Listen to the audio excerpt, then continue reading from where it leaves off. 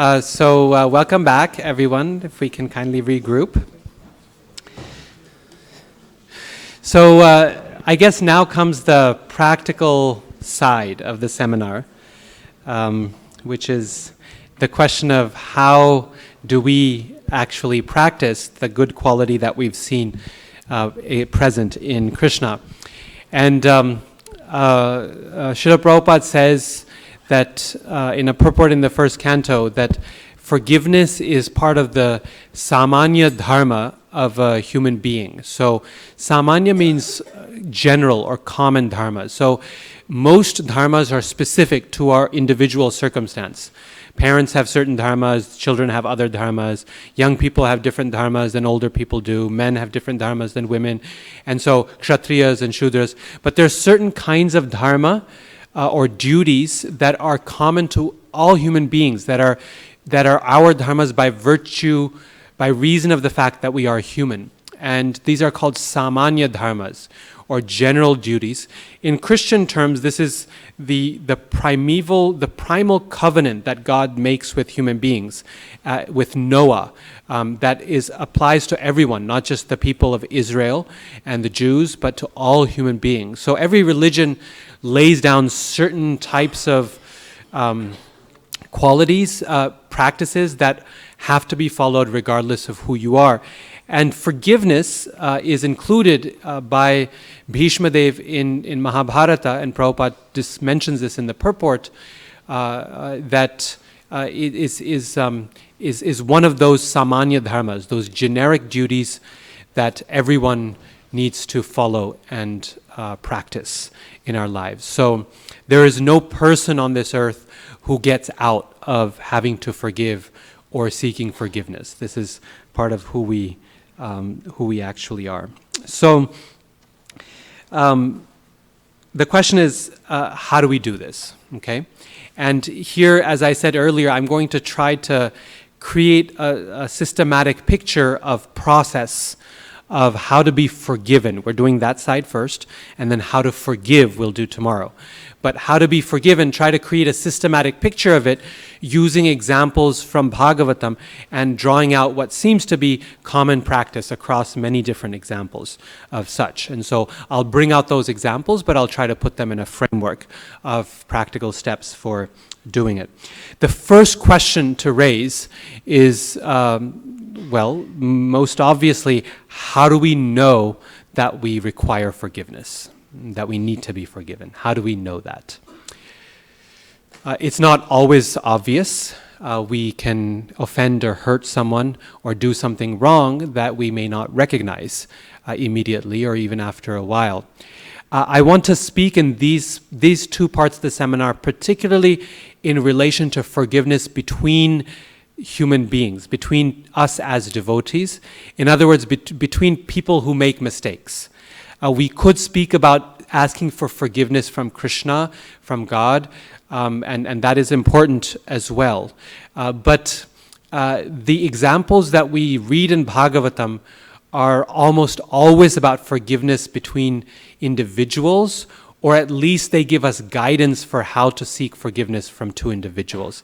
That's the more challenging part. Seeking forgiveness from God is easier than seeking forgiveness from another person. Just like surrendering to God is easier than surrendering to a spiritual master. Being of a mood of service to Krishna is easier than being of service to other devotees. This is actually the difference between the Kanishta Adhikari and the Madhyama Adhikari, right? The Kanishta, or the person who's beginning in spiritual practice, knows how to revere and worship and beg forgiveness from God, but then ignores or avoids or even sometimes offends those who are the Lord's devotees. They don't know how to deal with that. Whereas the Madhyama Adhikari knows how to properly relate to the Lord's devotees, right? So that we're aspiring at least to be Madhyama Adhikaris, to be at that platform where we know how to relate to each other and to the Lord's devotees. And so that's going to be the focus, is kind of on the ground between us. And the Bhagavatam has a lot to say about that. So the question again is, how do we know that we need forgiveness? Well, one wonderful thing about devotees is that they will tell us. Most of the time, devotees are very happy to let us know when we have offended them, or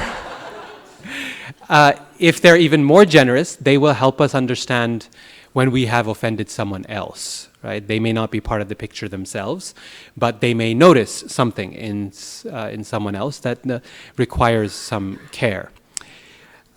We can particularly take advantage of family members.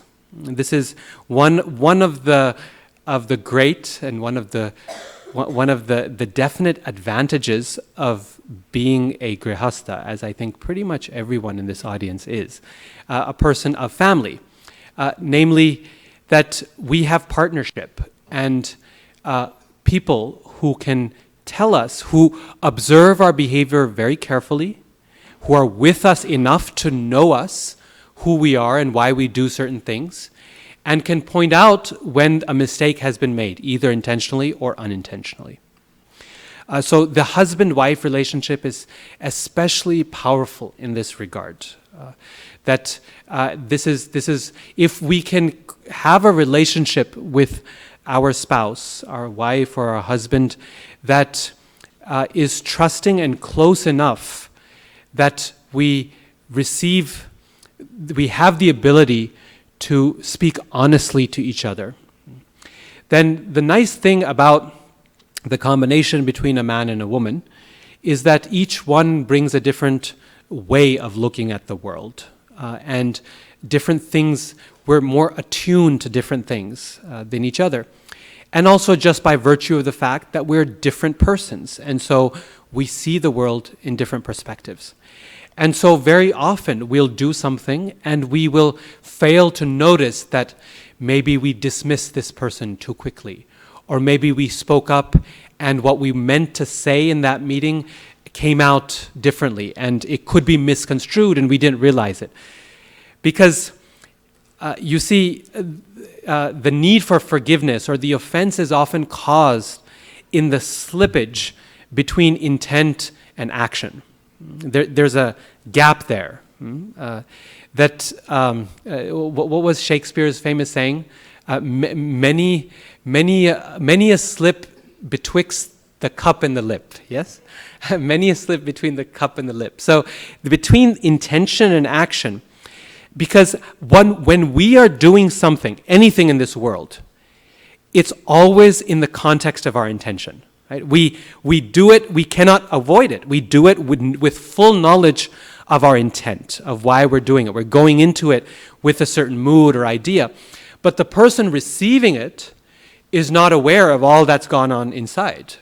Sometimes we also aren't aware of what's going on inside and we're acting without that knowledge. But at least there's a better chance of us understanding. But the other person is acting only with understanding of the behavior, not of the intent. And so having another person in our life who is another, they are outside our own bodies, and therefore they don't understand our intent fully, well, that is often the cause of great problems in married life. Yes? When the fact that the husband expects the wife to be like the super soul and know his every desire and intent in the heart. And the wife expects the same of the husband, right? How could you not know? I've just got home from work. I'm totally exhausted. I had a very difficult day, and now you're putting these problems on me, and you expect a decent reaction? But of course, she doesn't know. He doesn't know what's going on in your mind, right? And we expect that of a person, and this causes so many problems. The fact that that person is not in our heart and is not the super soul and is not observing our intention. But that lack of super soul-like wisdom we can use to our advantage also in married life. The fact that we have someone next to us who cares for us and yet is not in us and therefore can tell us the way things are. They can tell us how the world or others see things because they too see it in that way, right? They can tell us, you said that and I don't know, what did you mean by that? Because I don't know. Or I know what you meant by it, but judging from the reaction from his face, I don't think he understood, right? And that's very helpful. That's very helpful. So we hear in the scriptures again and again about how many disadvantages married life brings in our practice of Krishna consciousness, yes?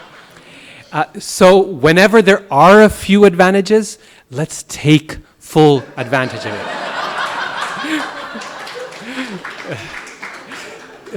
This is one big advantage we have over any sannyasi and any brahmachari. This is the biggest challenge of sannyas life and brahmachari life, is the fact that you don't have, particularly of sannyas, that you don't have anyone next to you, telling you, helping you, being the bouncing board, the sounding board rather, for what you're thinking and what you're saying. But in family life we do, right? We do. So let's use that to our advantage. And if our relationship in our families isn't there, then it's something worth working on, because it's more than just about the two of you. You will be a nicer person to the whole world if the relationship between the two of you is better, right? If it's good. And this is one of the things we forget in married life, that the relationship between husband and wife is not just about husband and wife. It doesn't just affect their life.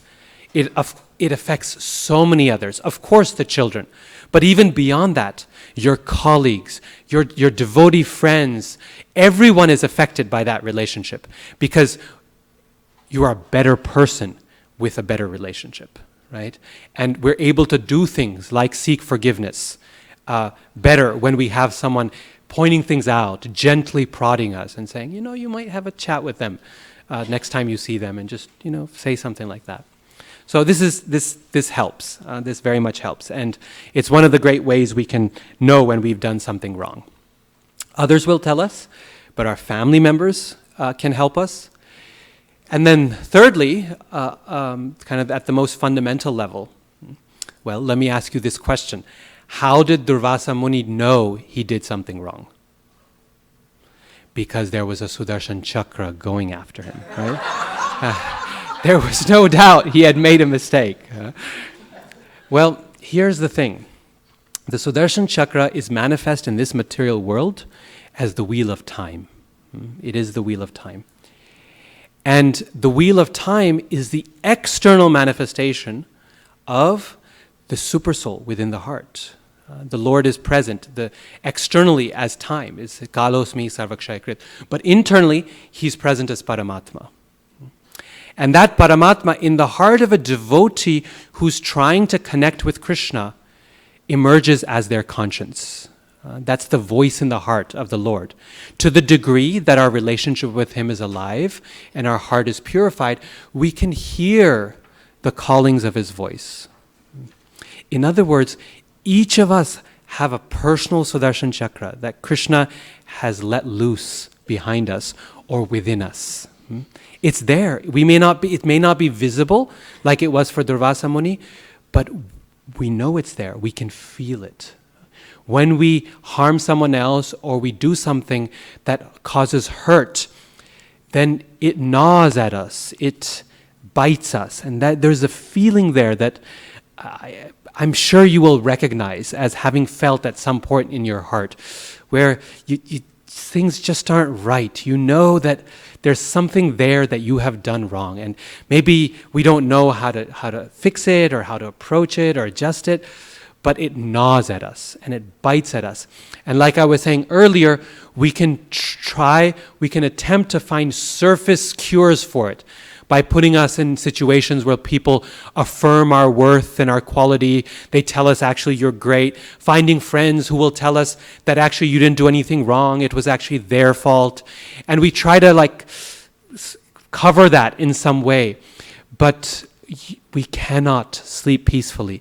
It gnaws and it burns and it bites us inside until we actually address the problem. We address the offense that we've caused.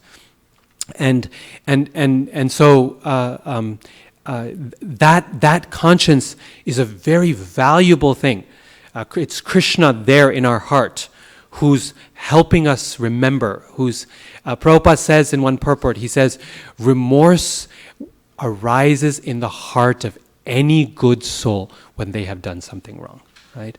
This Krishna will tell us, if we are good people, and that means that we're honestly trying, then Krishna's there in the heart, Suhridam Sarvabhutanam, he's there, Hridyantasto Hyabhadrani, and he's cleansing, Vidunoti, and part of that is he knocks and he tells us, there's something wrong here, you need to fix it. Okay? So in those three ways, Krishna will let us know, through others, through those that are close to us, and those who are, maybe I've told you this story before, but I was once with Shachinandan Swami, and we had spent a few days together in Radhadesh, and at the end of that time, I asked him, I said, can you please give me one piece of advice that you think would be helpful for me? I'm still very inexperienced in this world, and anything you can give to help me in my spiritual life. And he said the most wonderful thing. He said, every great person in the history of this world has had something in common with all of the rest. That is, they have a few people in their life, not many, 2, 3, or 4 people, from whom they can take any praise or any criticism. And they know it comes from a genuine place. That's the most valuable resource we can have in our lives. More valuable than money, more valuable than anything else. Because you see, normally speaking, when someone criticizes us, we don't know whether it comes from a genuine place or not. It could be motivated for multiple reasons. Maybe they're trying to pull us down, or they want to usurp our position, or they're jealous, or they're envious, or they disagree with us, or they're angry for some other reason with us. We don't know. And we cannot take every criticism in this world seriously, otherwise we wouldn't be able to do anything. Right? At the same time, when people praise us, we don't know. Is it genuine or not? When someone comes and praises you to the sky, what usually comes right after that? Yeah. Some kind of request, right? It's that person is attempting to get something, exploit something from you. And praise is just a tool to get there.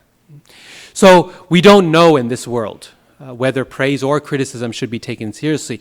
But if we have a few people in our life, and it doesn't take too many, who we trust enough to know that when they pat us on the back, we know this is a job well done, because they will speak the truth. They have our good wishes in mind. And when they criticize us, we know that there is something to improve. They're not out to destroy us. They just want to help us. That is very, very valuable. That's very valuable. And so the first step in forgiveness and being forgiven is to make sure that we have such people around us, that we have at least a few. And if we don't, to build those relationships. Because on our own, it's a very difficult journey, forgiveness. It's very difficult. We need that help. We need that support to get there. Now, what are the main obstacles to seeking forgiveness? What prevents us from doing so? First question, how do we know that we need forgiveness? Second question is, what are the obstacles? And then we'll ask, well, how do you do it? So, what are the obstacles? And I'm actually just going to list them, and then we'll talk about the obstacles as we go through the seminar. So I'll just list them now, which is basically 3 that emerge again and again in the Bhagavatam. Pride, anger, often at something that someone has done to us, or a situation they've put us in. And thirdly, fear. I mean, these are the fundamental problems of material existence. So it's kind of obvious that they would be problems of this situation. But they're problems in the case of forgiveness in very specific ways. And fear, for example, is often a fear of how will that person react if I do approach them? Will they just use it to their advantage and crush me into the ground even further when I'm down anyway? Will they accept my apology? Will they spit at me and reject it? Right? There's a fear there of response that we have to be concerned about. So each of these three, we'll deal with them in their appropriate circumstances when we talk about how to achieve, how to seek forgiveness. Okay. One more general comment, which is to say that we often have to, forgiveness is something that we often have to do in unexpected ways. And this often means that we have to seek forgiveness for things that we have not done, or at least feel that we haven't done. Maybe we've done A, but we're being asked to seek forgiveness for A and B. And B is something we did not do. We sometimes have to ask forgiveness for the unintended effects of a good behavior. We were trying to do something good, and sometimes we even do it well, and others will tell us how well we did it. But in the process, there's one person or something we did in our enthusiasm that ended up bulldozing over someone else, or, that kind of thing. So we sometimes have to ask forgiveness for unintended consequences of otherwise good behavior that we have not done. Sometimes we have to ask forgiveness for a bigger mistake, even though we've only done a smaller one. The degree of mistake can be greater than what we actually did. And that's okay. That's okay. The process itself will make us stronger. It'll make us better as human beings. We'll grow from it. We'll grow closer to Krishna and to each other. Forgiveness is not something that happens very well in a quantitative measurement. The degree of my offense was this much, therefore my forgiveness will be this much. When we measure and when we quantify and we analyze too much, then usually the effect of that saying sorry or begging for forgiveness is mitigated or nullified. It disappears. So too much precision in the act of asking for forgiveness is not actually very helpful. We have to go into it with an open heart, and we end up doing things or asking forgiveness in ways that we don't think we actually deserve having to do, and yet it's okay, right? It's okay. The last point in terms of general comments is forgiveness is a process. Seeking forgiveness is a process. It takes time to do. And often it happens in degrees. We start by initially saying, I'm sorry, and kind of meaning it, but not totally. And then we still can't get rid of that Sudarshan Chakra around us. It's still chasing us. And we look back and go, oh, well, maybe a little more. The Sudarshan Chakra has backed off a bit, and the heat is less, right? But we're still not satisfied, or that person's not satisfied. So we go through it another time, or in a different way, or we act in such a way as to express our feeling of forgiveness. And eventually we come to a point where we genuinely can embrace that person again, that we can actually go through the process and not feel horrible about it ourselves. Right? So the point is, it's a process. It takes time. We will speak of it as if it's 1, 2, 3, 4, and poof, you're done. But it's better thought of as a circle. You go through these steps again and again and again. Sometimes internally, sometimes externally. We have to resolve it before we come to a point where our apology, our seeking of forgiveness is truly genuine. It's truly heartfelt. It's truly there. Having said that it's a process, the faster we start it, the sooner we start it, the less painful it will be. When Jay and Vijay are faced with the offense that they have committed, they recognize it. Prabhupada explains that their offense was accidental. It was unintentional. And he says the reason we know it was an accidental offense and the reason it was so quickly forgiven by the Lord and the Kumaras is that they sought forgiveness right away. As soon as they were made aware of their offense, they were on the ground, touching their feet and saying, please, I'm so sorry. I've done something wrong here. Please forgive us. And that immediate, oh my, I didn't realize what I did. Please, I'm sorry.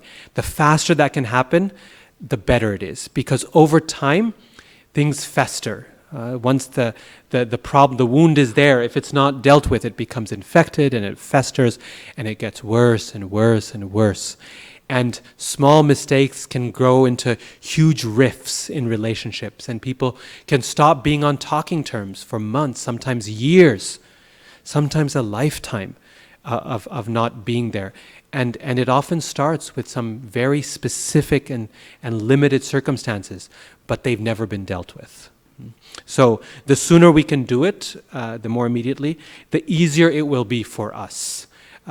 One thing that I can say from experience, it doesn't get easier if we wait. Right? It doesn't get easier. We think, let things calm down, let me cool off, let them cool off, then I'll deal with it next Sunday. Right?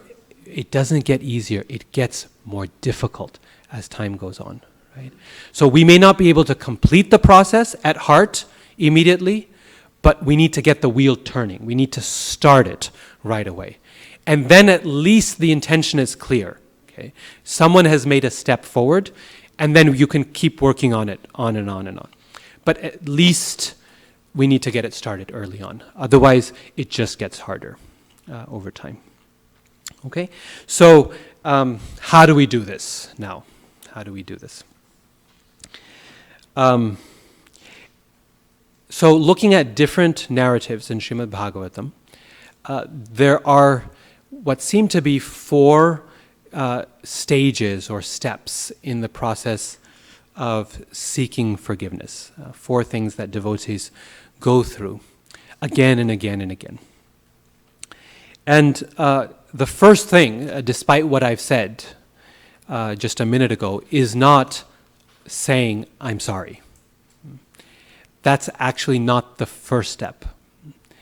The first step is preparing the ground so that when you say sorry, it's likely to be accepted by the person. The apology is likely to be seen as genuine rather than just lip service.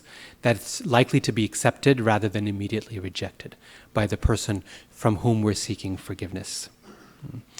And that means expressing genuine appreciation for the person whom we have caused offense to. What does that look like? What does it mean?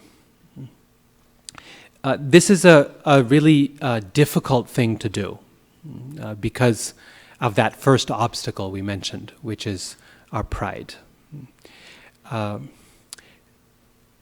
Expressing genuine appreciation requires humility in the heart. And humility is a very challenging thing to cultivate, as we all know. The form of it can be easily present in terms of going through the right motions, but doing it with our heart is much more of a challenge to actually feel it or mean it. In Chaitanya Mahaprabhu's famous verse, he gives 2 components or sides to humility. Amanina and manadena. Not expecting honor and being ready to give honor. And it is my experience that starting with the second one is a whole lot easier than the first, and will often lead to the first one. In other words, if we at least can practice heartfelt manadena, amanina, not expecting honor, respect, elevation, is very, very difficult to get. But giving honor or respect to another person is just a little bit easier because it doesn't necessarily make us look any worse. In fact, it makes us look better, especially in a community of devotees. Right? If you're humble, then devotees think, wow, you're a really nice devotee. But also it brings an immediate reward. See, amanina, not expecting honor from others, is difficult because there's no immediate reward from that other than from Krishna or in our own hearts. But when we give appreciation to others, there's an immediate reciprocation from 99% of people in the world, devotees or non-devotees, inside the temple or outside. When we express appreciation for someone, people respond to that in kind. And usually the response is, they express appreciation for you. So amanina is taken care of right away. You get all the respect you need in the world. But on a serious note, it becomes easier, yes, to function in the world, to be humble, if we start with that side first, appreciation for others. And the key there, the most important ingredient to manadena, is to be specific. When we appreciate someone, it is so easy to say, oh, Prabhu, you're just so wonderful. Right? And that's nice. That's a good place to start. But even better is to be specific in that appreciation. Because that's when we know that that person is truly noticing us, that they're appreciating us for something that is actually me, and not just because it's that flattery that they want something from me or whatever. Right? So we try to be really specific and say, I really liked this about the prasadam was wonderful. Right? We can say that even within our families. We say, oh, you cooked wonderful prasad. But so much nicer to specify, I really liked the flavor of the sabji today. Or this is an interesting combination. We've never tried this before. That was really good. Right? It means that you actually care. You're actually observing. And so what we find is when devotees come to the Lord or to each other to ask forgiveness, that's where they start. When Indra comes before Krishna, he praises Krishna. He doesn't mention his fault, his situation, or the conflict that they've just had, but rather takes a moment or two to just focus on that person and say, Krishna, I genuinely appreciate who you are. And he lists Krishna's good qualities and why he's so wonderful, and so on. Similarly, when Durvasa Muni comes falling before Ambarish Maharaj, he specifically glorifies Ambarish Maharaj. This is the character of Krishna's devotees that you have displayed here. And I have learned something from that, from your behavior, from your character. That humility, that appreciation goes miles in terms of preparing the ground, softening the ground for our apology, which is to come next. As far as the other side, amanina, not expecting honor for ourselves, one excellent place to start is by remembering our past. The reason this is a nice place to start is because it becomes a little less personal and immediately painful. Because it's not about now, it's about the past. And we have the benefit of hindsight. We have 20/20 vision in hindsight, right? So we can look back and we can see our faults clearly in the rear view mirror. At present, it's very difficult to see unless someone points out to us. But in the past, it becomes a lot easier. And so we find that, again, great devotees like Bhaktivinoda Thakur, in his Sharanagati, his beautiful poetry about the different steps of surrender, the first step he talks about is karpanya, or humility. And the way he expresses his humility is by talking about his past, by remembering, I had so many bad habits. I was so unconscious of Krishna throughout so much of my life. And I've engaged in so many sinful activities. And yet Krishna is so kind that he lifts up those who are the most fallen. And he remembers specifically Sri Chaitanya Mahaprabhu and his quality of being patita pavan, or one who lifts those who are fallen. So remembering the past and where we have been has several good effects. We can see our faults clearly in the past, And the effect of that is not depression or lack of self-esteem, but rather it creates compassion in the hearts of a devotee. We're able to see that and say, okay, I've been there. I'm not the best person in the world. So why should I judge this person? Why is it so much of a problem for me to go and bow before him, even if I know that he is less than perfect? Yes? But I've been there, and I would like to see someone say sorry to me when they've done something wrong. I've been there. I'm not perfect, I know, but it's still, I expect that of people, so why can I not do that to someone else, right? Despite their imperfections. So, these two elements, manadena and amanina, in the context of forgiveness, remembering our past, and then offering genuine, specific appreciation for someone in the present who's there in front of us. And think about. This is just something good to have in life. It's just something good to remember. You know, we think many good thoughts about people, and yet we rarely express them. When one good thought comes in our mind, when 10 good thoughts come in our mind, we express maybe one of them. And yet one bad thought comes in our mind, and we express it right away. Right? We're quick to correct and very slow to appreciate. And if we just reverse that trajectory, every 10 negative things we think about someone, we express one of them. And every good thing that we think about them, we find one. We're already thinking that good thought. Why not say it? Right? It's so easy, actually. It's so easy. It's there inside anyway. Let's just express it in specific ways. It helps with forgiveness. It helps with everything else in life as well. Okay, so first step, genuine appreciation. And that means specific appreciation of who they are and what their qualities are. This is why you have so many prayers in Bhagavatam, because there are so many stumbles. We just discussed this at the beginning of today's seminar. So many stumbles. Well, every stumble requires genuine appreciation to get out of it, and therefore there are so many prayers in Bhagavatam. Again and again, the devotees expressing that appreciation.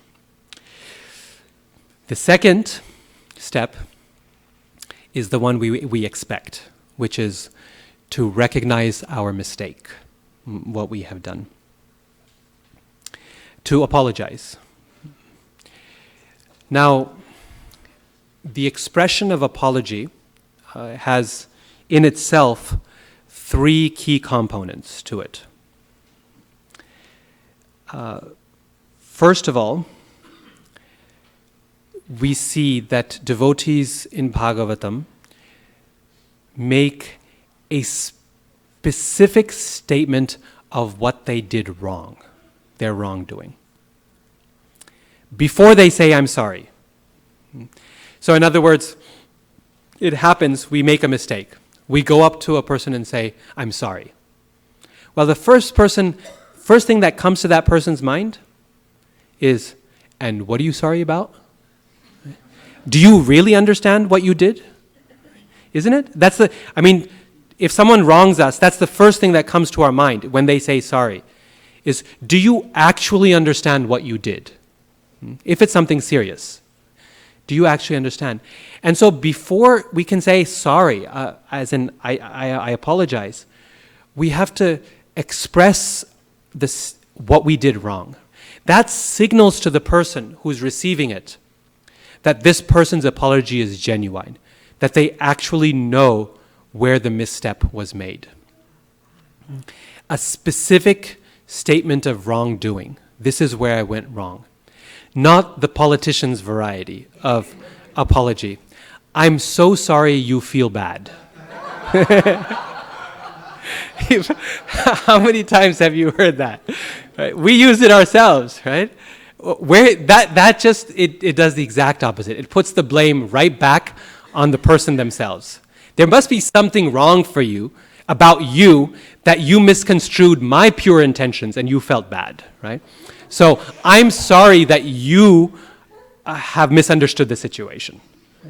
It still places the blame on them.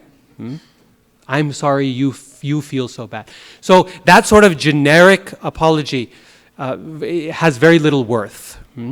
And so the key to make it non-generic is to specify, this is why I'm sorry for.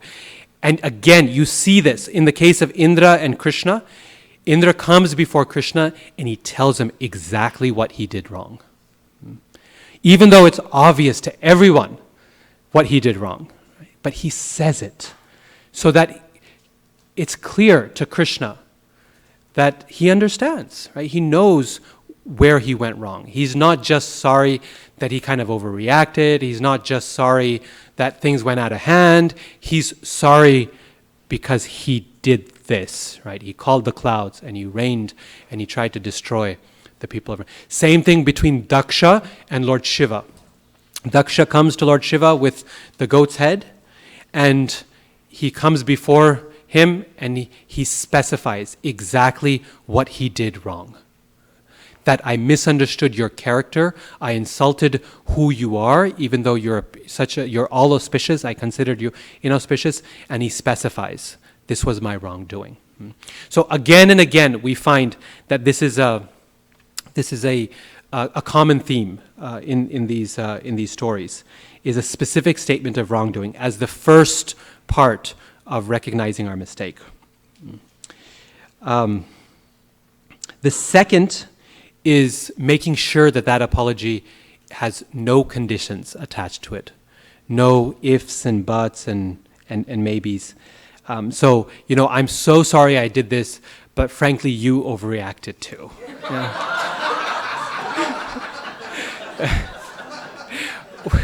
We try to sneak in a little protection for our ego in the course of the apology. If we're going to do that, then we might as well wait until we can actually make the unconditional apology. This is why sometimes it's nice to start the apology process with a letter, if it's something serious. A letter is usually not sufficient. We usually have to come face to face with that person eventually.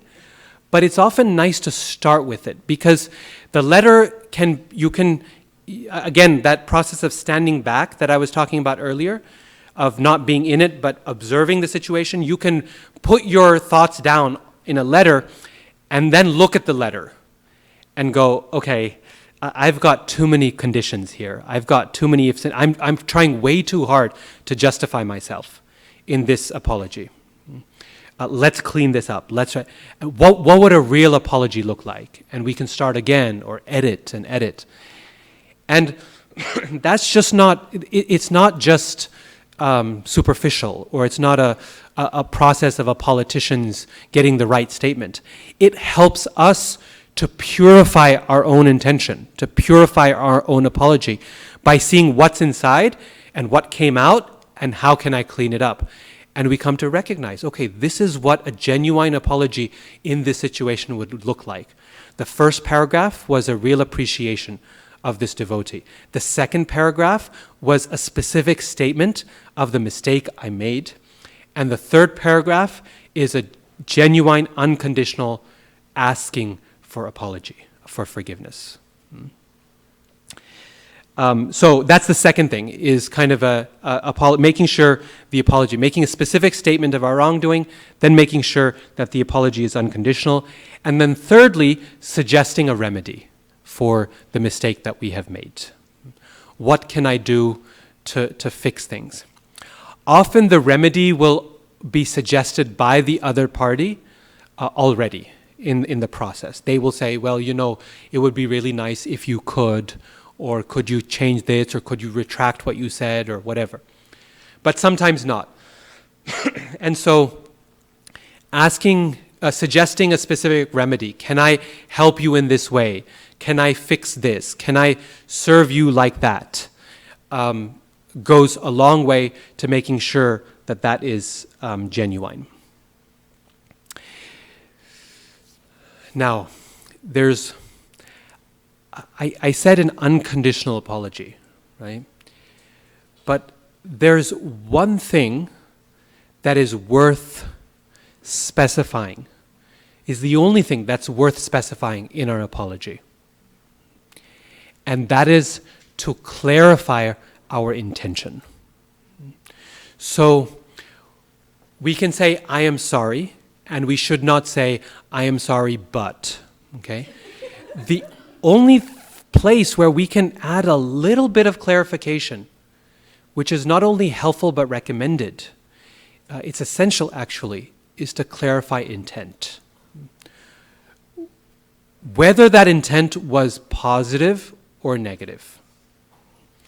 That really, I know in my own life, this one apology that really stands out as really, an apology I can't forget. This was in graduate school years ago in Oxford, and there was another student of mine, a classmate, who was just giving me a lot of trouble. I mean, it was one of those things where he would undermine me, he would cut down anything I had to say, and I didn't have anything against him, and we didn't even know each other that well, and yet there was this constant targeting, and it came to a point where it was just becoming very obvious to both of us. One day the conversation started, and in the process this person came forward and apologized.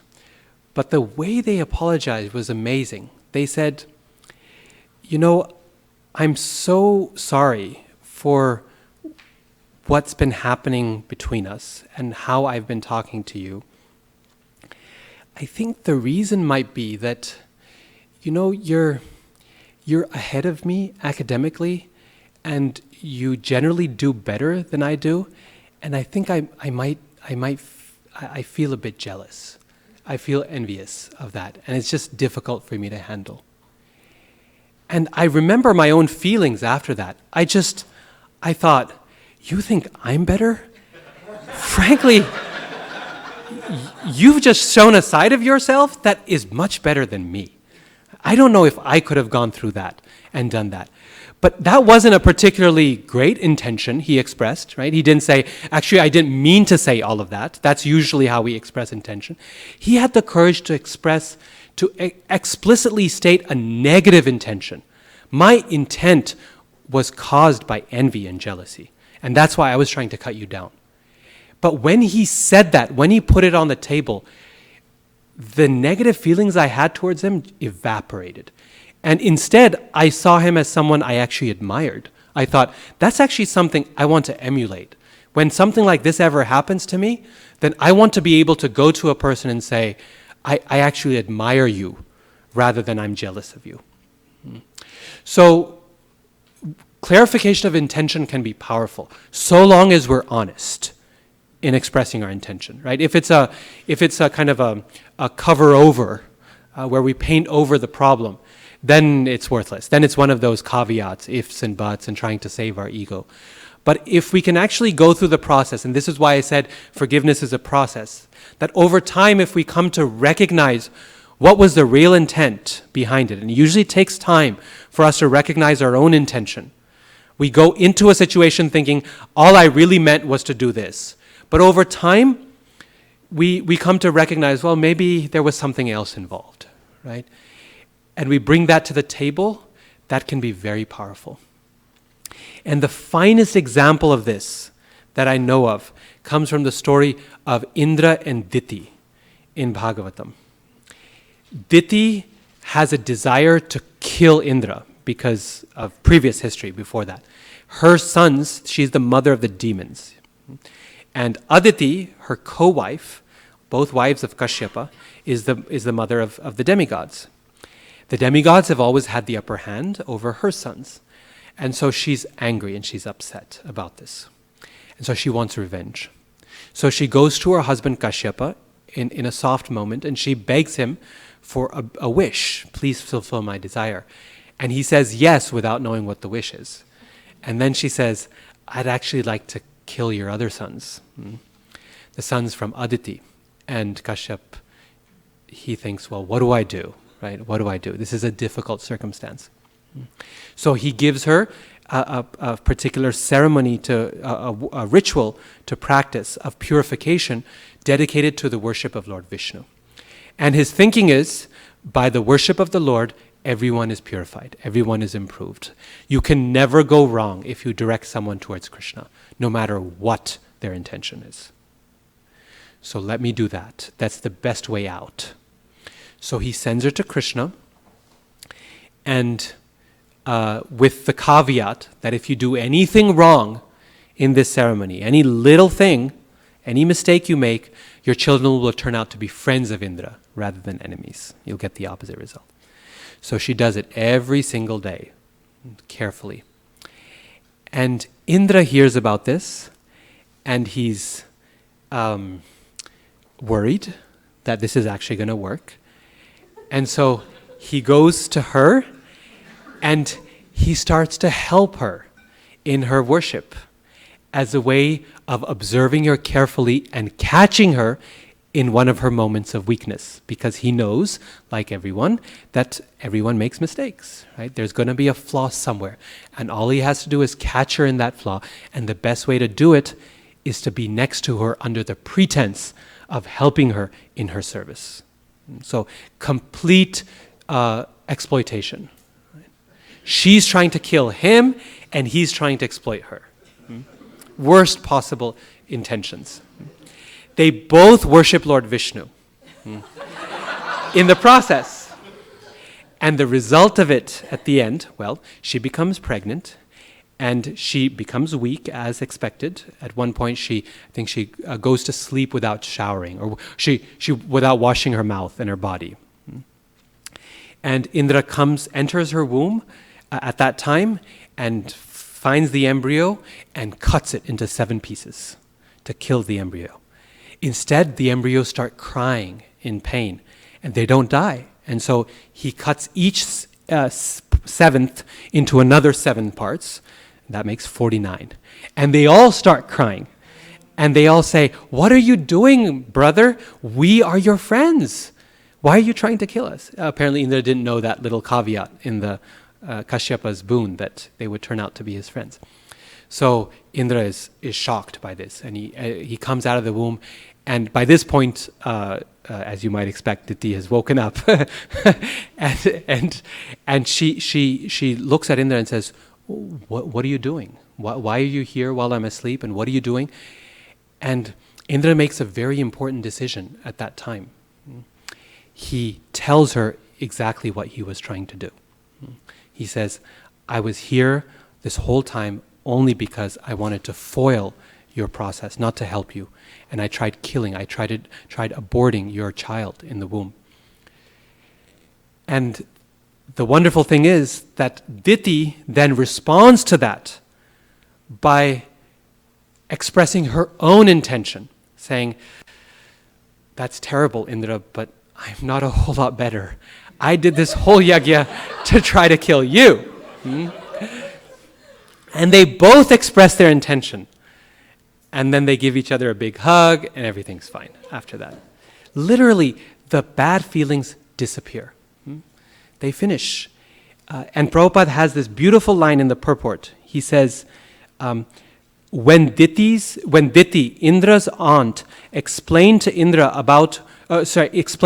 without reservations what she had wanted to do, Indra explained his intentions to her. So actually, I got it in the reverse. I apologize. She went first, and then he went. Thus, both of them, instead of being enemies, freely spoke the truth. This is the qualification that results from contact with Vishnu. So this is our great hope in this process of forgiveness that makes the process especially effective in a community of devotees, is that because we are working together to serve the Lord, and often a lot of our offenses happen in that process, we can rightly expect that things will heal. but so long as we are willing to honestly express our intention. This was the only thing that the two of them did, is that they came up front and they said, I'm so sorry, this was actually my intent and it was terrible. Occasionally, the intent will be good. And in that case, it's also worth explaining, right? I mean, I'm sorry, I was really meaning to say this at the meeting, and it was intended towards this. We had just had a conversation before with this person, and I was continuing that conversation, but it came out the wrong way, and it sounded like I was talking to you when it wasn't, right? So sometimes it can be a genuine mistake or confusion. Then it's good to clarify that intent as well, right? So the clarification of intent is something that is useful, is very important in that process of analogy. It doesn't count as one of the ifs and buts that we should avoid. It's actually a genuine addition that should be good, so long as we can be honest about what that intent was. Okay, so step number 1 was genuine, specific appreciation. Step number 2 was recognizing our mistake. And the way to recognize our mistake, first of all, we specifically state what is the wrongdoing we did. Number 2, we say, I'm sorry, but without conditions and mitigations. Number 3, we express our intentions. And number 4, we suggest a remedy. We suggest a remedy. What can I do to solve that? Now, those 2 steps are crucial. Appreciation and recognition of mistake. The second one had 4 sub-steps. This is where I should have put together a PowerPoint. So those 2. And then, but the process isn't over at this point, at least in the apologies we see in Bhagavatam. There's another component, a third component to this. The third element is feeling genuine remorse. Genuine remorse. Now, interestingly, this is not the same thing as recognizing our mistake. Step 2 and step 3 are actually different. We can recognize our mistake and yet not feel genuinely remorseful for it. We know we've done something wrong, but human beings have this amazing capacity, which is called justification of our behavior. We find ways of justifying it. So I made a mistake, but we don't have to say this to others. So we're past the step of talking to the other person. By remorse, I mean what we feel inside, right? So we've expressed a genuine apology, no conditions, fine. But inside, are we feeling remorseful? Because Prabhupada says, several times actually, that remorse is the fire that burns up the sinful quality which led to the offense in the first place. So if we want to make sure that we never walk that path again, that we don't make the same mistake again, that remorse is crucial. And that remorse is not what we tell them, it's there in the heart, right? This is an internal thing between us and Krishna. But it's the only thing that'll ensure that we don't do this again. So typically, we can recognize a mistake, but then inside we say, yes, I made a mistake, but I was really stressed out. Things were really difficult. I was going through a stressful period in my life. Or, I made a mistake, but they provoked me. It was really, they wanted this. They had it coming.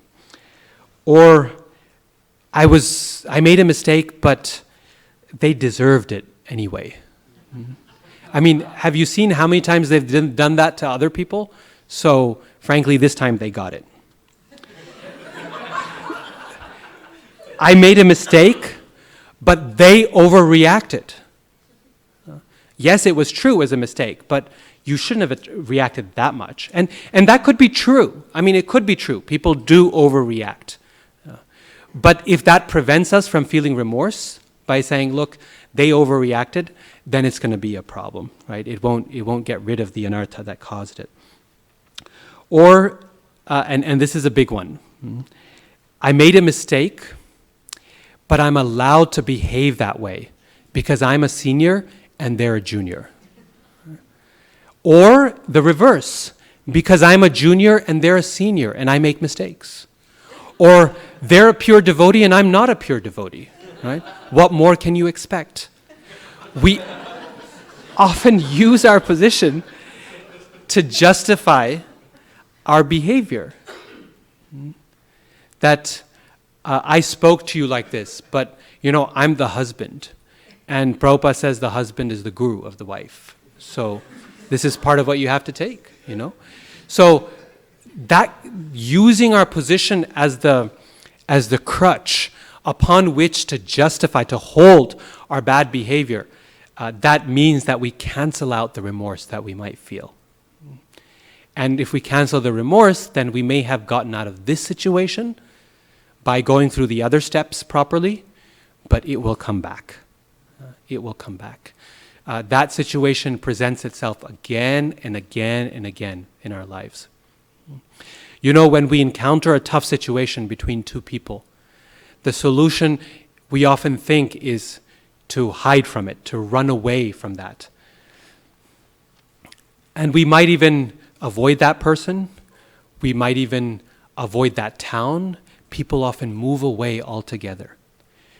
But unless we resolve that situation in a way where we have done what we can honestly, that situation will come back again and again and again. That person who you cannot stand is going to reappear in a different form and under a different name and be in your face yet again. Because Krishna wants us to learn something from that situation. Everyone in this world, any type of person we can't stand, there are others like them. There are personality types we cannot work with or we can't get along with, and Krishna wants us to. And unless we find a way to do that, Krishna will find us someone else. We'll run away 1,000 miles, and Krishna will put someone right there in front of us, and we'll go, he's here again. That same man in different form, right? So there's no escaping. There's no escaping from Krishna's plan for us. And therefore, experiencing that genuine remorse and resolving the situation is the finest thing. Because then, here's the thing. Regardless of whether they have resolved it or not, whether they have been able to forgive or not, and we'll talk about the other end tomorrow. But if we have gone through the process of purifying our own heart, then we can move on. We have succeeded. Krishna is now ready to take us to the next level in our spiritual life. Because in the end, if we win and we make our point, but then in the end we keep the anartha in the heart, what have we actually won? We're still back here in the same problem. And on the other hand, we go through the process, we surrender our pride, we apologize even a little more than we had to. We apologize more times than we had to. We apologize more intensively for more things than we needed to. And yes, it was unjust, and yes, I didn't deserve that. But we go through it genuinely, then in the end, we won. Our heart is purified. We can go back to Godhead at the end of this life. And that's real victory, right? When we give that up in our heart, those anarthas, the sense of relief, the sense of freedom we feel, there's nothing like it in this world. There's no experience, no sense of relief greater than dumping one of our anarthas. And we become, at that point, we're empowered. We can take Krishna's empowerment, we can receive it, and we can do wonderful things for Krishna. We can help others because we have accepted that lesson ourselves. We can now help others with that. And we can say, yes, I know what you're going through. And yes, I'll walk you through it. Don't be afraid. So we want to put this process in the big picture. We want to see it from the larger perspective. What is actually victory? Too often in this course of tending to our pride, we see victory in narrow terms. I made my point. Did they get it? And did they acknowledge their point, my point, or not? That's a very shallow victory. You can make your point to them, and you might even force them to say, yes, you're right. But what's the result? We preserved our false ego. They preserved the pain they were feeling anyway of being wrong, and the whole thing, is not beneficial. So we keep it in the big picture. We see ultimately, okay, where are we going with this? And then the final step is that we make a real change in our behavior. And this is that remorse leads directly to this. It extinguishes the bija, the seed in the heart that led to that behavior. When Chaitanya Mahaprabhu meets Jaga and Madhai, he embraces them and takes all their sinful reactions, right? And his body turns black for a moment as he forgives them for all their sins. But the one thing he asks them, don't ever do this again, right? I can take it, but my spiritual master Hanumat Preshaka Swami, he says this to his disciples. He says, as far as I'm concerned, the guru taking the karma of the disciples, it's a one-time deal. Okay? At the moment of initiation, sure. But if you don't hold up your end of the contract, follow the 4 regulative principles, chant 16 good rounds, then there's no guarantees, right? Maybe Prabhupada is willing to take your reactions endlessly. Maybe he's kind enough and strong enough to do that. But for me, one-time deal, right? Means don't do the mistake again and again and again. And that shows that truly it was an apology, right? That we make a change in our behavior. One of the sweetest and nicest ways to make that change in behavior is to assist the person we have done wrong to in their service to Krishna. Just like Indra did for Diti, it can do wonders in terms of clearing out whatever little bit of annoyance, irritation, pain, whatever might be there in the heart, anger. It clears it out if we help them, if we serve the Lord together, if we assist them in their service. Sometimes, even when you're not feeling it, even we're not feeling like apologizing, or we're not feeling like praising, if we do it anyway, it helps us. It helps us get rid of whatever it is that's blocking. A psychologist will tell you that when you're feeling down, if you just force yourself to smile, you actually start feeling better. The body produces certain chemicals as a response of that lifts your mood. The process of Vaidhi Bhakti is all about this. We may not mean it when we do the arti after arti, but if we keep engaging in it, it'll lead to purification of the heart, and it will eventually come to a point where we do mean it when we do the arti. The same is true about this. We may not 100% be able to mean it, but if we actually specifically praise that devotee, if we genuinely express the mistake we have made, if we actually help that devotee in their service, do something to serve them, we will get there. We will come to a point where that apology will become genuine. We will give up whatever it is that is blocking us within the heart.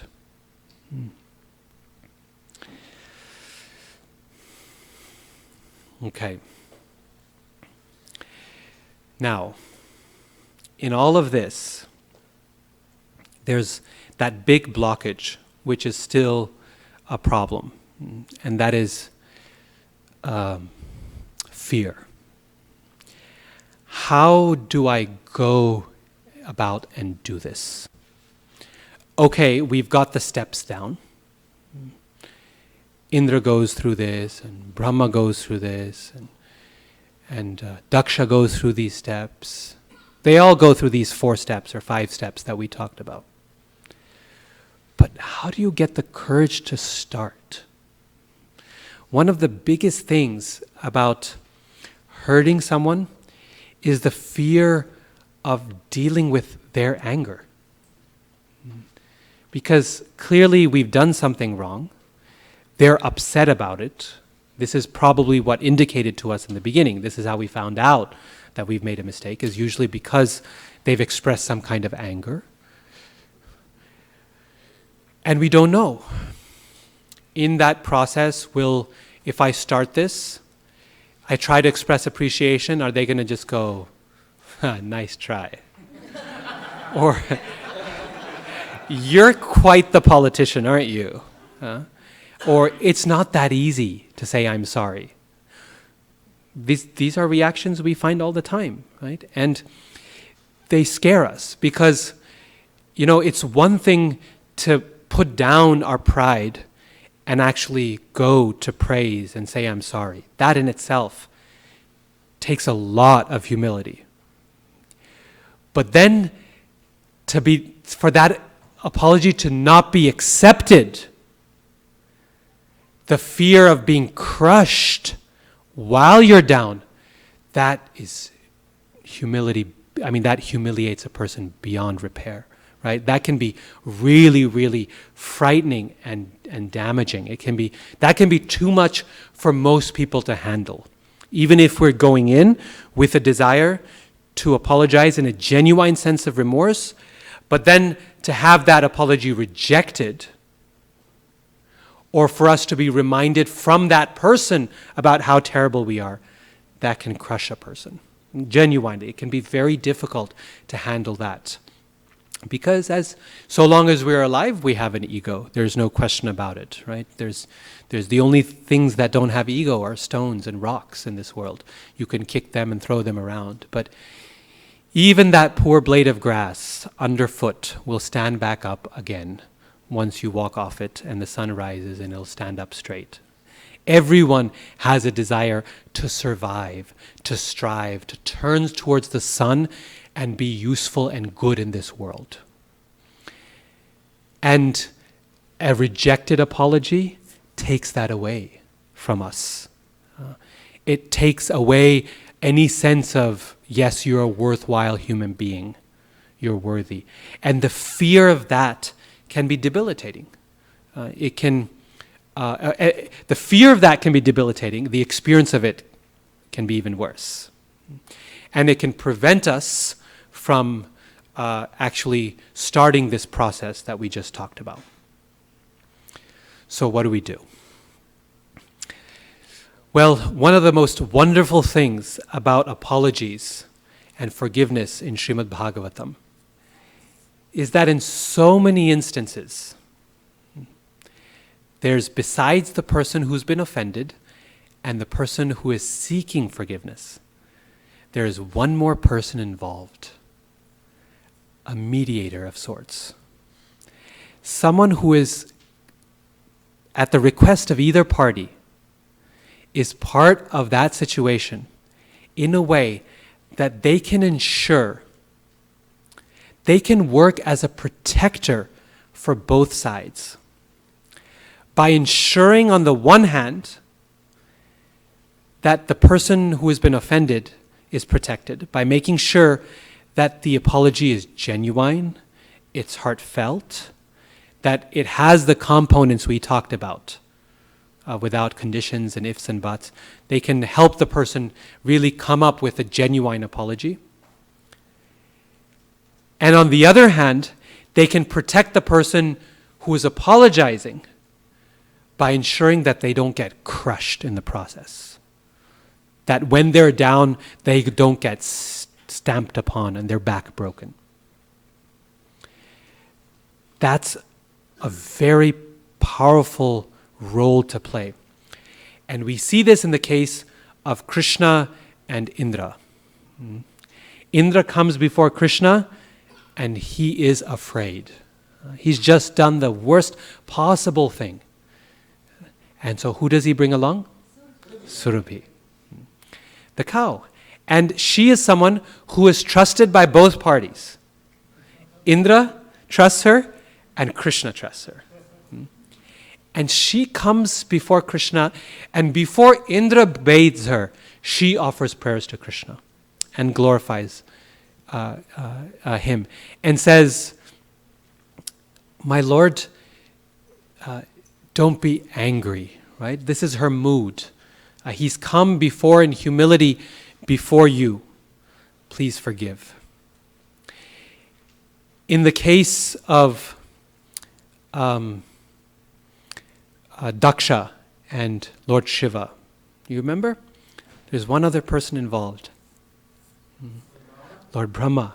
He comes before Shiva and he says, I think it's time to forgive. It's okay. Things have gone out of hand. And Shiva's like, I have nothing against him, he did something wrong to me. I cut off his head. I put on a goat's head. but it was all just to teach him a lesson. That's all. I just wanted to improve him. So we had to go through this. But personally, I don't really care. He can offend me as much. And Brahma's probably thinking, yeah, right, yeah.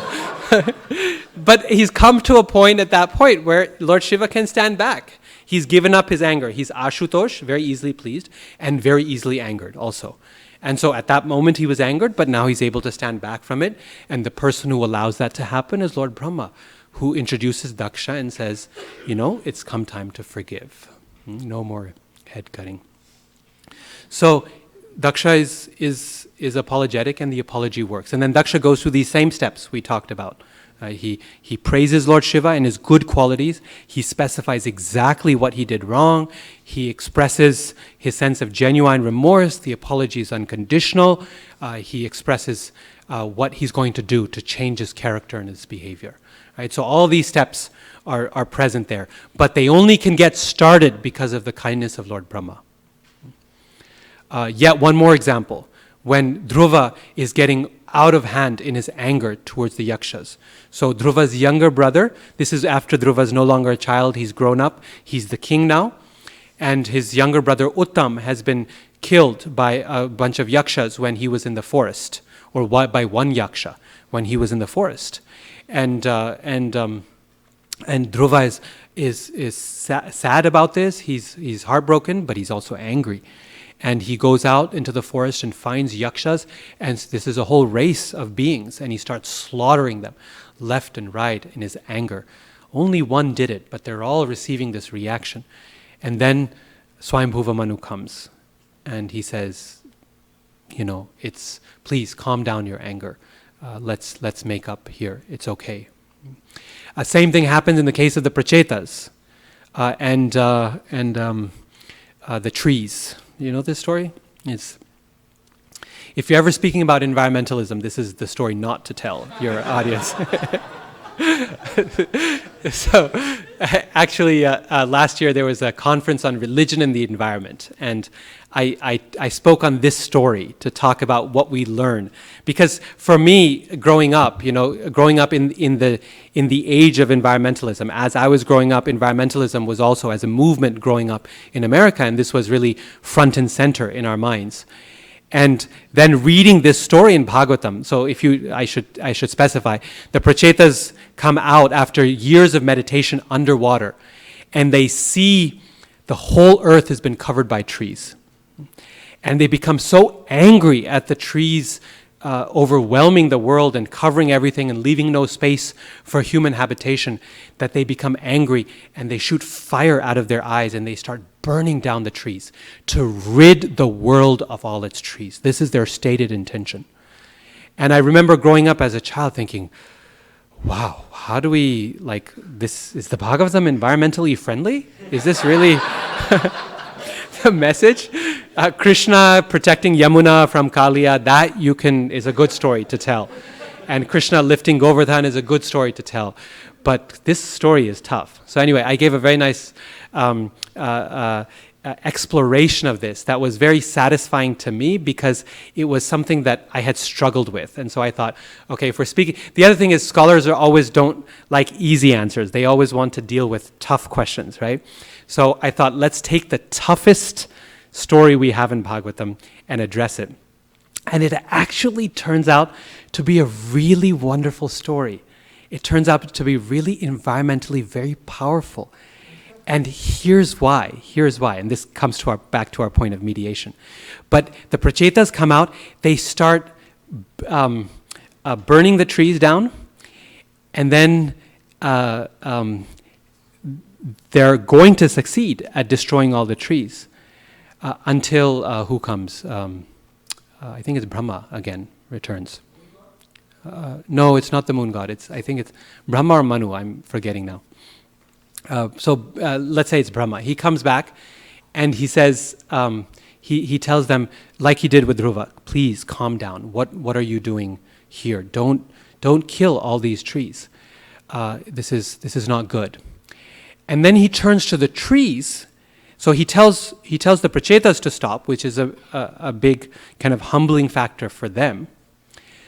But then he turns to the trees and he makes a request of them as well. You remember what that request is? Please take your daughter.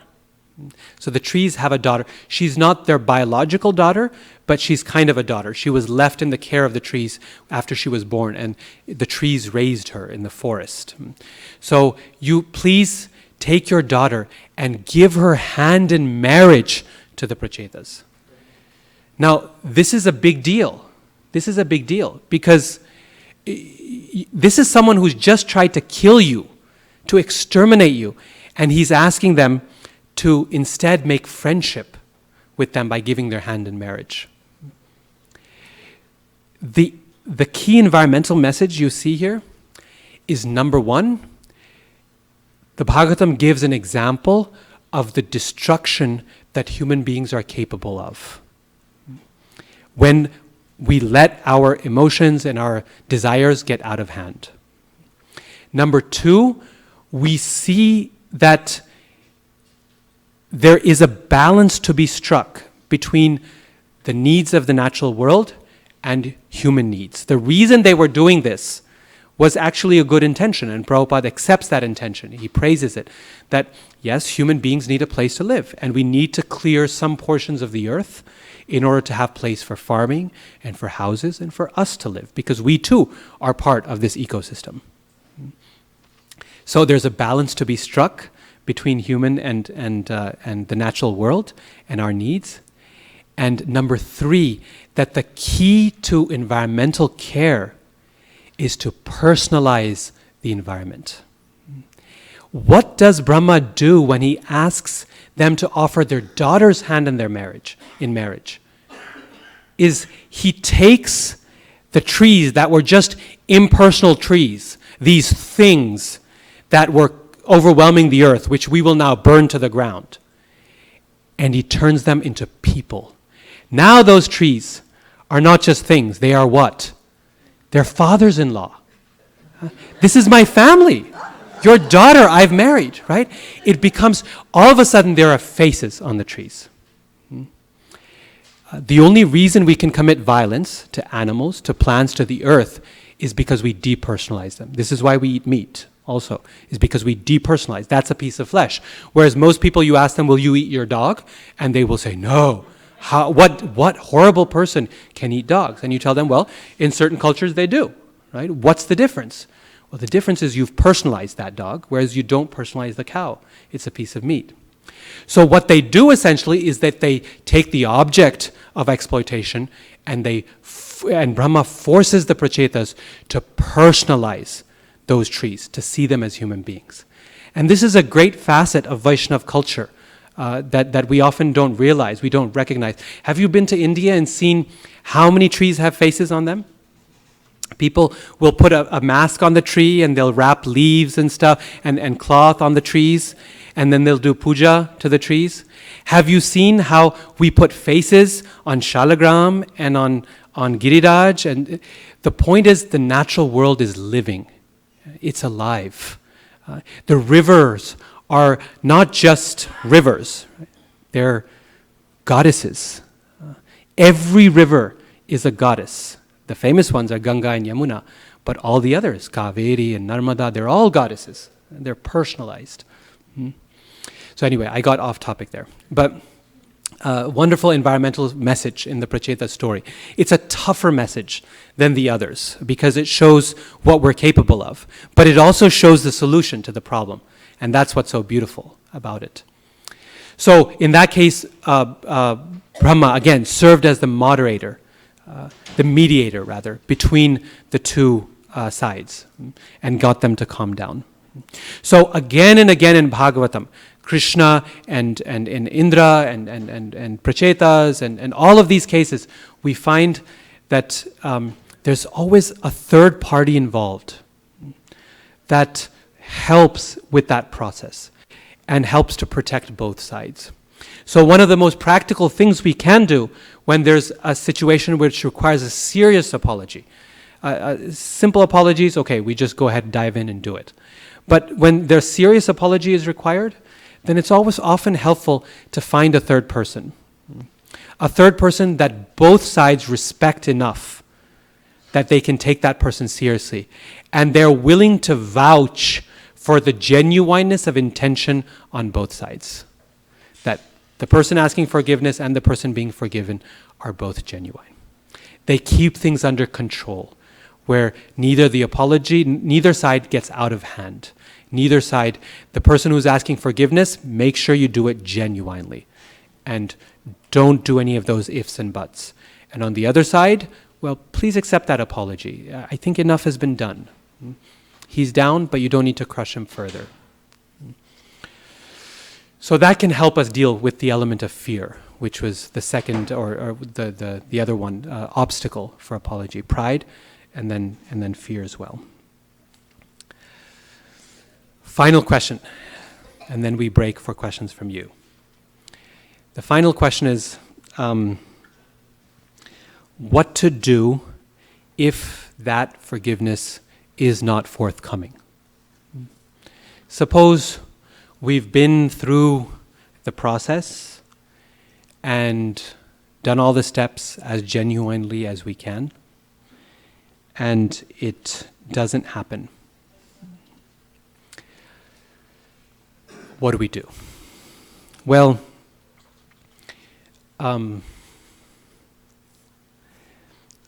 we have to recognize that just as forgiveness was a process for us, asking for forgiveness, so forgiving is going to be a process for them. And as we'll see tomorrow, forgiving is not any easier than asking for forgiveness. Sometimes because we have been through so much, we have struggled so much to humble ourselves and ask for forgiveness. When that forgiveness is not forthcoming, it can add to our anger, and it can make us even more upset. Because we feel, after all I've been through, and after all the work I had to put in to get to this point, and then you're not going to mend things, and you're just going to say, okay, we'll see, or fine, or let's talk about it later. It can be really tough. But the reality is that when we are in their shoes, when we're on the opposite side, then the process of receiving forgiveness, of giving forgiveness rather, is a lengthy one. It takes time. That's one factor. The other factor is that time heals, and we can try our best, but it often takes a certain amount of time before everyone can stand back, become detached from the situation, see it in their rear view mirror, and not feel bad anymore. And sometimes what happens is to close the chapter after that distance has been created. We've done the initial apology. It kind of went well, but it's not quite right. It's still difficult to see that person in the eye. I don't know if you've experienced this, but it happens. You know, someone makes an apology and the other person says, yes, okay, but the relationship is still not, oh, Haribol, how are you? It's not there, you know, it's not there. It's okay. It can't be there right away. But when that distance of time has been created, remember, time is our friend. The time is the super soul. He's there in the heart, right? That time has moved us, both sides, has moved us in a positive way. And we can calm down because we can see things in the rear view mirror, and it's the past. At that point, sometimes one more round is helpful, where we go back to that person, and this time it's not that painful, it's not that detailed, but we go back and we say, I hope you're okay. I hope you still don't feel bad about what had happened before, and I still feel really sorry, and then that little extra step, that second round, is often the most genuine on both sides. Because we have worked through whatever roadblocks were there in our heart, the ifs and the buts and the conditions and the feeling of injustice, and they have worked through whatever was there in their heart in regards to, you've hurt me so much, how can I let it go? And that one more round is often heartfelt and genuine and clean on both sides. And it finally allows the matter to be put to rest. So the last point being that sometimes it requires more than one iteration. And that may be because of us, it may be because of them. But remember, the first time is always the hardest. After that, then it gets easier and easier and easier. Because both sides have advanced through the process. So, that's all I have to offer in regards to being forgiven or seeking forgiveness. At this point, we have about 15 minutes. If anyone has questions or comments or disagreements, or you want to share something from your own experience or something like that, then please feel free. Yes. The microphone, please.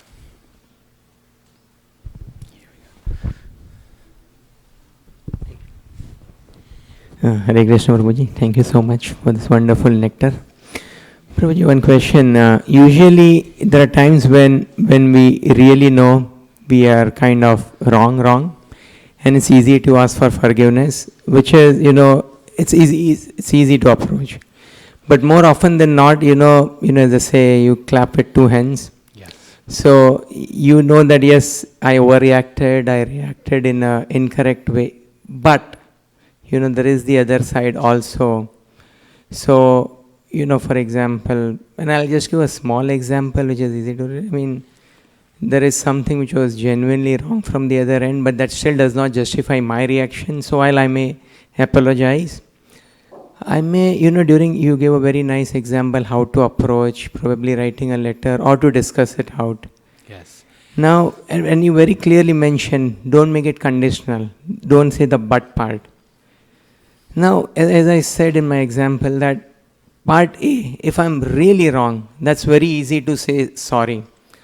It's easy to feel, and you blasted, which was 100% wrong. But in the second part, where, to ensure it doesn't happen again, sometimes the mind expects certain behavior from the other, especially your near and dear ones, maybe your spouse, maybe your close friends in the temple and devotees whom you work, that yes, I behaved wrongly and there is no justification, but can we ensure these things don't repeat?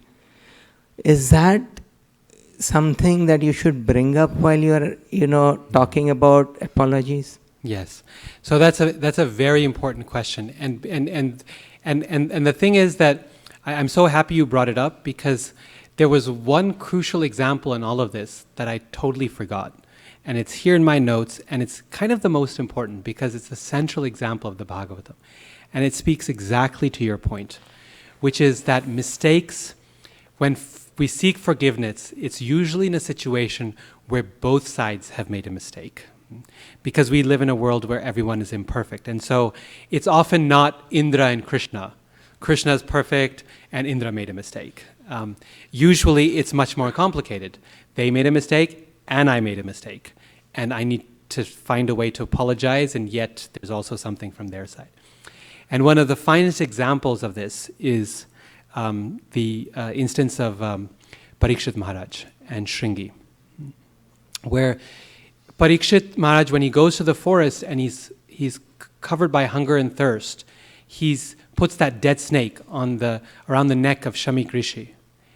When he does that, number one, there's that mitigating circumstance. He could say if and but, because I was really hungry and I was really thirsty.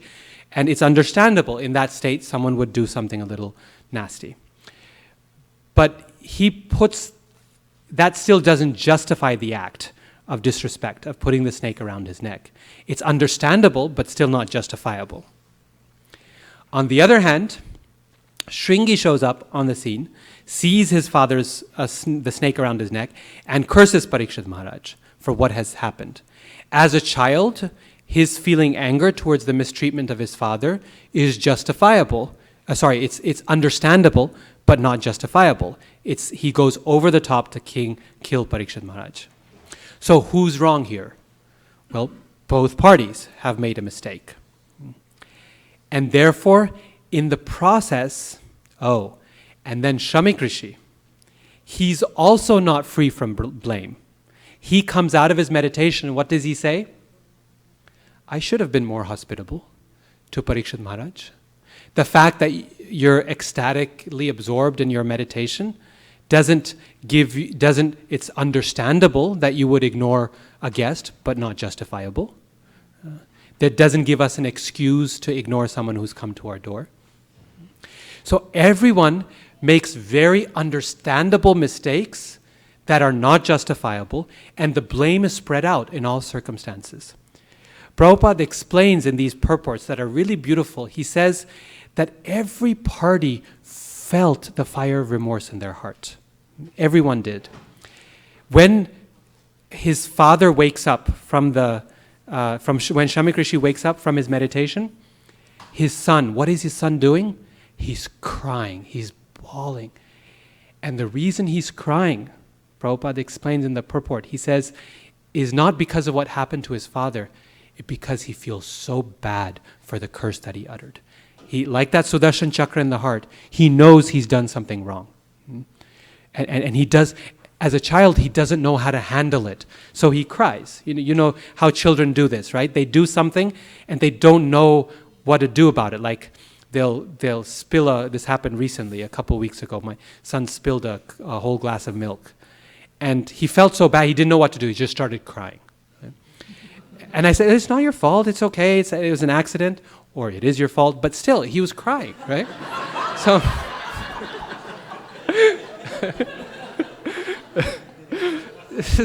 children have that natural reaction.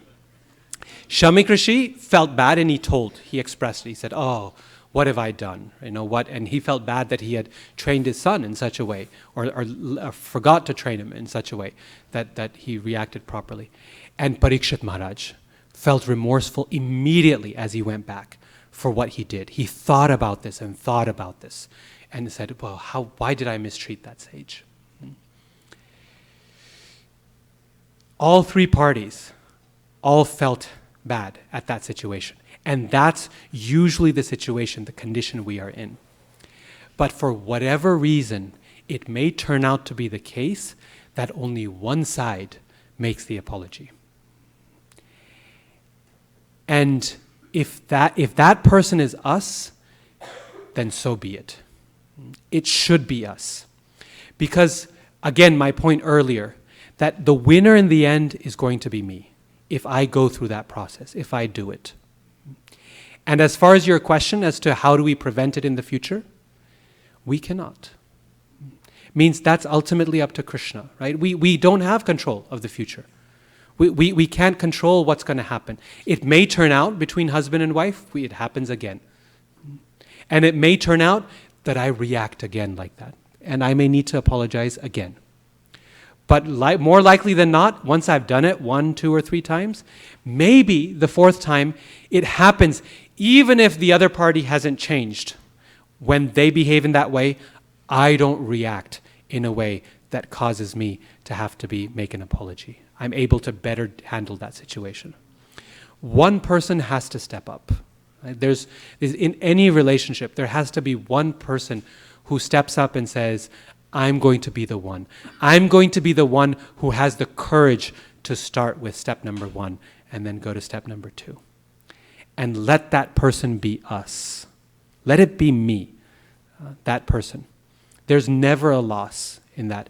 In no story in Bhagavatam is there ever a situation where someone goes through the process that they are the one to take that step and somehow they lose, that Krishna doesn't protect them.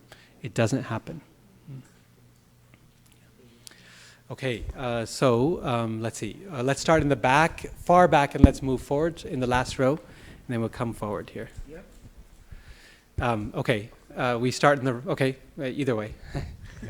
Thank you for the lecture, Prabhu. So on that last response that you gave, the one person has to be up.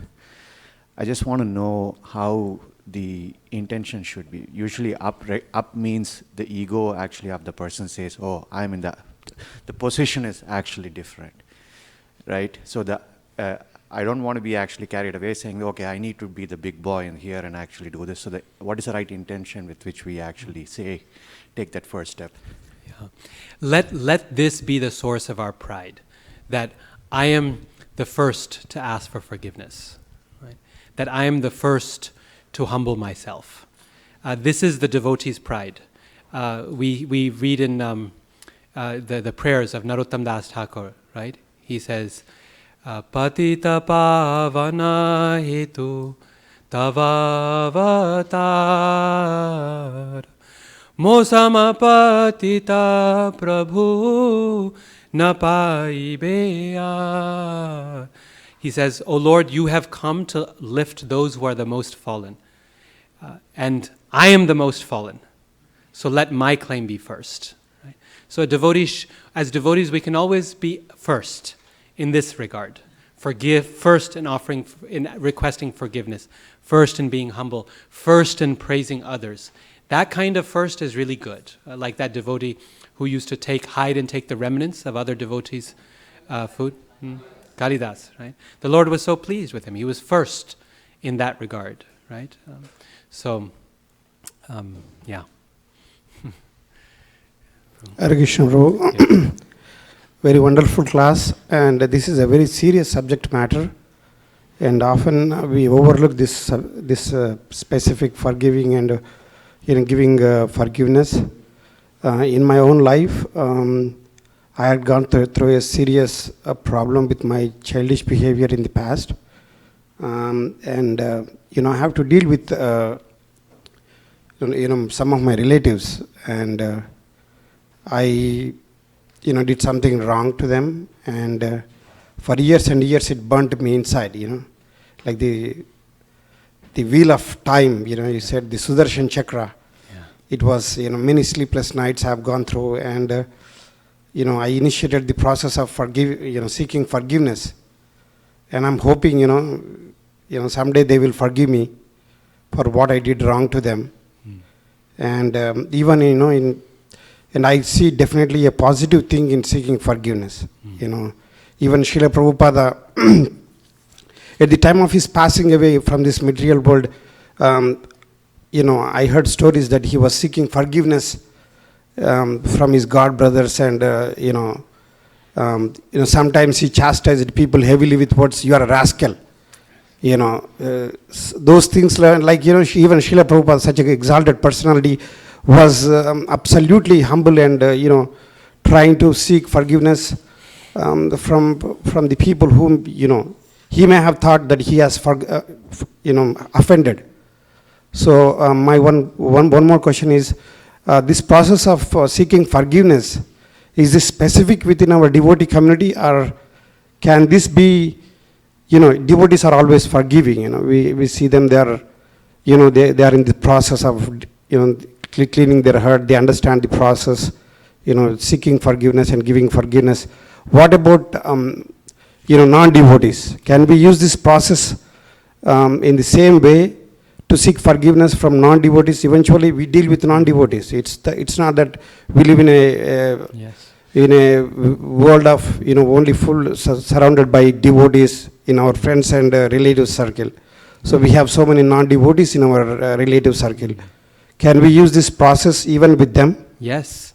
Yes, this process is applicable in any kind of situation, in any human situation. Of course, there'll be some adjustments to be made in the difference in language and approach, and we can't necessarily expect the same kind of response. When someone is coming from the perspective of serving Krishna, then the response is often different. But in terms of the process we go through, we can definitely use this. Sometimes people say that, humility is not a very practical virtue, because if you're humble in the world, people just trample over you, or you're taken advantage of, and so on. But the reality is that humility is something that works in genuine humility. It works in any circumstance.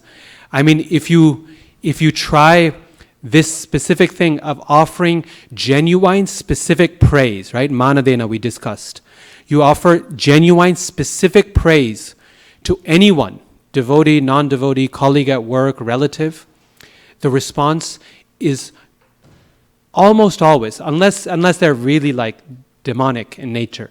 But the natural human response is to lift up and to appreciate and to protect you rather than to crush you. If it's flattery, the response is unpredictable. But when we offer genuine praise to people genuinely respond, and they say, this is something very wonderful. One thing we always teach our students is that you never lose credit by giving credit to others, ever. If you give credit to someone, and we teach them specifically in relation to writing papers, sometimes they won't quote someone or they won't give a citation for someone because they think, oh, if I say it's his idea, then my teacher won't think I'm brilliant. But the reality is, if you cite someone in support of your idea, you'll always get more credit for it. Your case is even stronger. So by giving credit to others, we never lose credit. And this process can work effectively elsewhere with appropriate adjustments for the audience. And we pray to Krishna that your process of resolution goes well and goes successfully. Mata?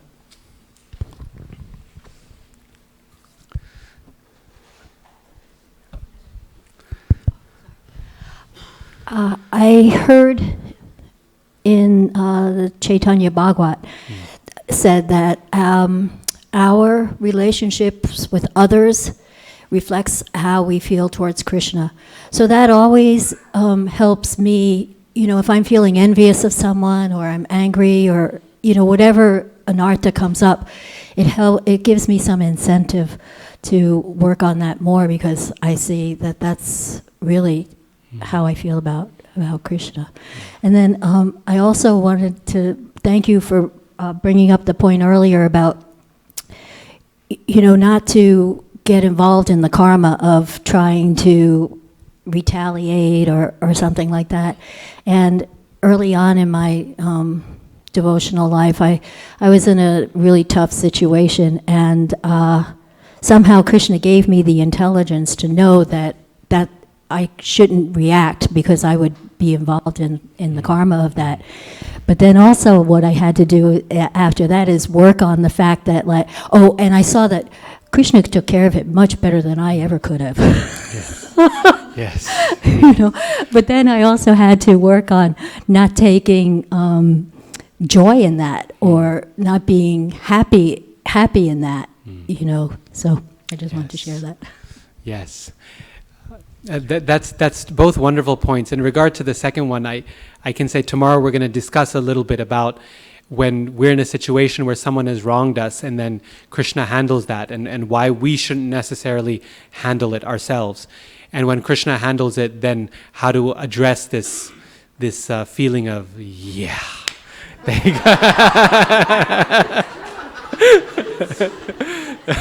So that's an important point. And then remind me of your first point again, just a word.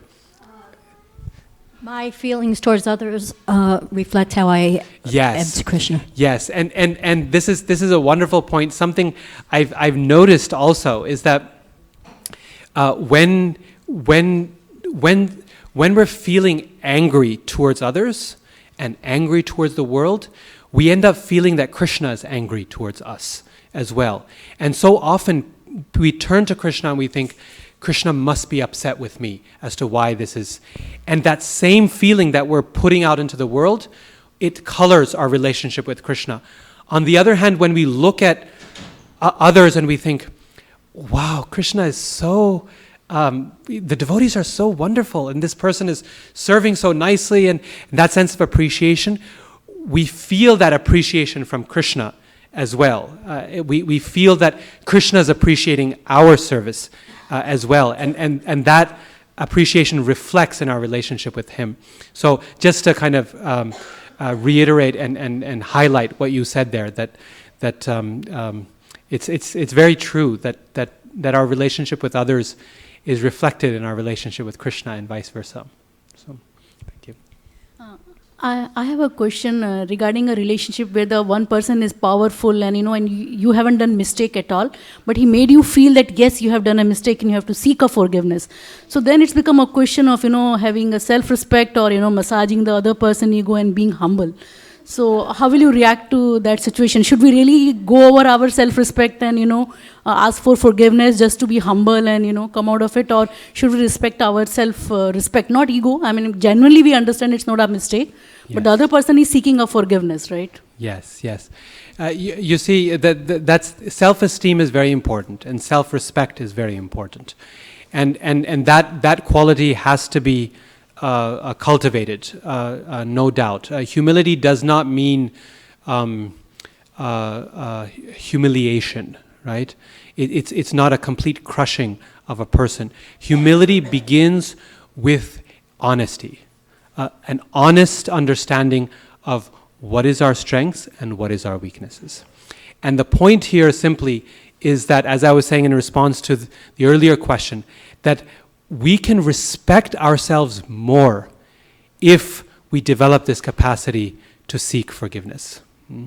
In other words, that it may seem like we're losing self-respect, but if we go through the process, we come out feeling much better about ourselves, much, much better. And our self-respect grows in a healthy way, not as pride, which was what we started off with, but that pride demolishes, and what remains is a sense of self-respect. Yes, actually, I did what Krishna would want me to do, and I'm really happy about that. Thank you. So I know there are more questions. I promise tomorrow I'll leave more time for questions at the end. So if there are questions left over from this process of seeking forgiveness, then please hold on to them and we'll address them tomorrow. Tomorrow's part is specifically about how to forgive, and it's a little bit shorter, so we'll have more time at the end for question and answers. Okay? Thank you all so much for your attention today.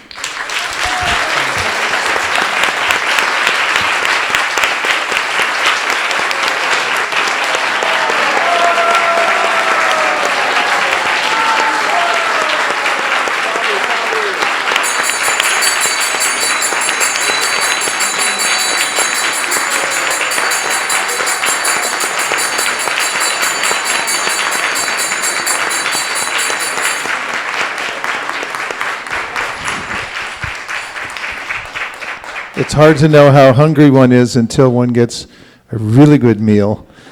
And when you come here, it reminds us of the highest standards of Krishna Katha. So thorough and nourishing, what you've given us, and we're so very grateful to you. Thank you very much. One more time for Radhika Raman. Radhika Raman.